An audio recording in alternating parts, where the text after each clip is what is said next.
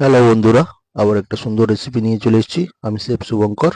Coconut ice cream বানাবো, homemade homemade coconut ice cream. এই যে এরকম করে কাপের মধ্যে, কাগজের কাপের মধ্যে করে বানাবো।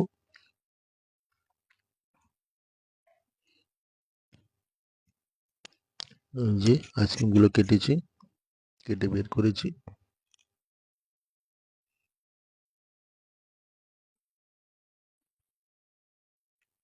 খুবই সুন্দর টেস্ট হয়েছে খেয়ে। মিউজিকের পরে আসছি ফুল রেসিপি নিয়ে।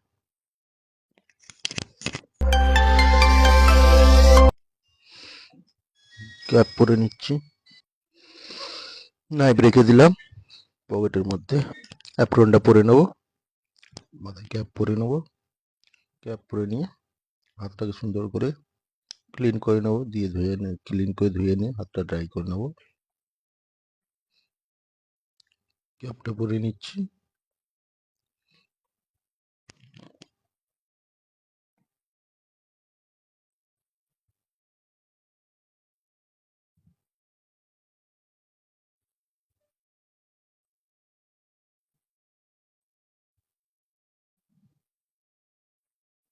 হাতটাকে সুন্দর করে পরিষ্কার করে ধুয়ে নিচ্ছি।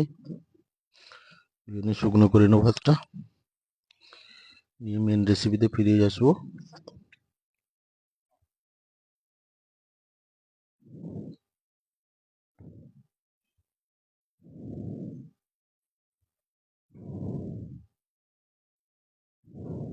এই যে দুধ বসিয়ে দিয়েছি, তাকে সুন্দর করে ফুটিয়ে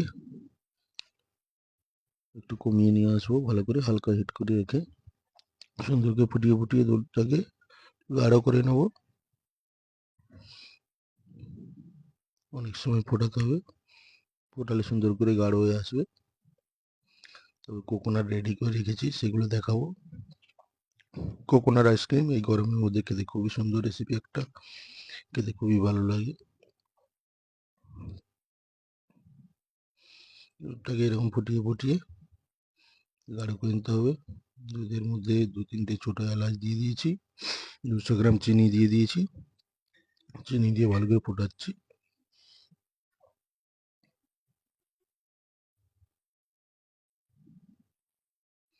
অনেকটা টাইট হয়ে এসছে, আরো গাঢ় হবে, টাইট হবে।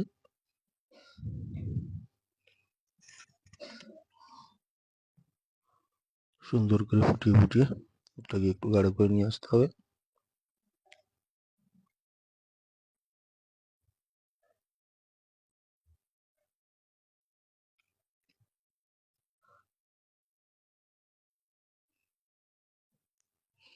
হিটটা স্লো করে দিয়েছি, আস্তে আস্তে ফুটবে, কিছুটা সময় লাগবে।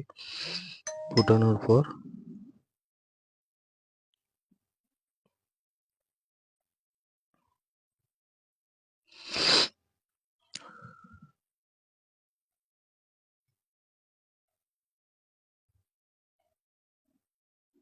এই যে কোকোনাট পাউডার এর মধ্যে মিশিয়ে নেবো। দুধটা ফুটিয়ে ফুটিয়ে হালকা ইয়েলো কালার চলে এসছে। কোকোনাট পাউডার মিশিয়ে নিচ্ছি।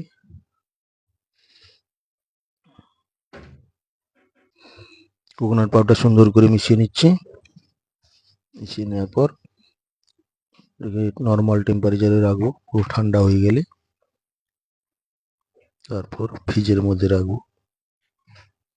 ফ্রিজে হালকা ঠান্ডা হবে, ঠান্ডা হওয়ার পর নেক্সট প্রসেসিং দেখাচ্ছি।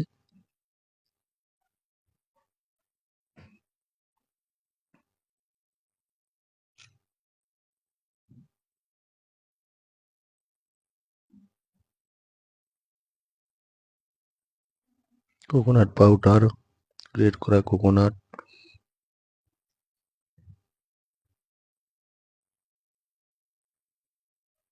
কোকোনাট রোস্ট করা, ড্রাই করে নিয়েছি সেটাও রয়েছে। গ্রেট করা কোকোনাট, কোকোনাট পাউডার, গন্ধরাজ লেবু রয়েছে। হালকা গন্ধরাজ লেবু দিলে ফ্লেভারটা সুন্দর থাকে কোকোনাট আইসক্রিমের মধ্যে। ফ্রিজ থেকে বলটা বের করে নেবো।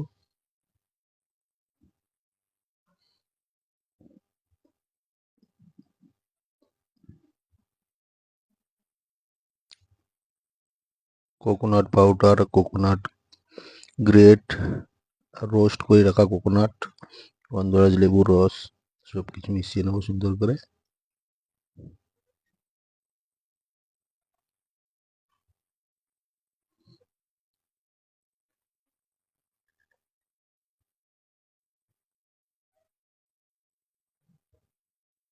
গন্ধরাজ লেবুর রস দিয়ে দিচ্ছি, সুন্দর করে সবগুলোকে মিশিয়ে নেবো।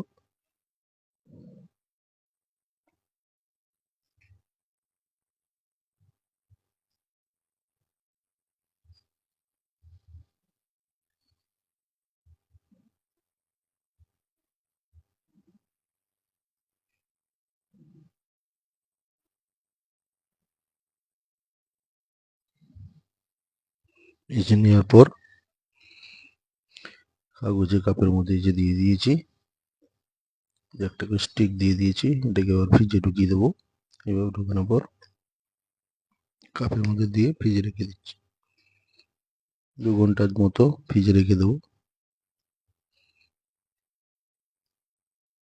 তারপরে এই যে বের করে রেডি হয়ে গেছে। আইসক্রিমগুলো খেয়ে দেখবো কেমন টেস্ট হয়েছে।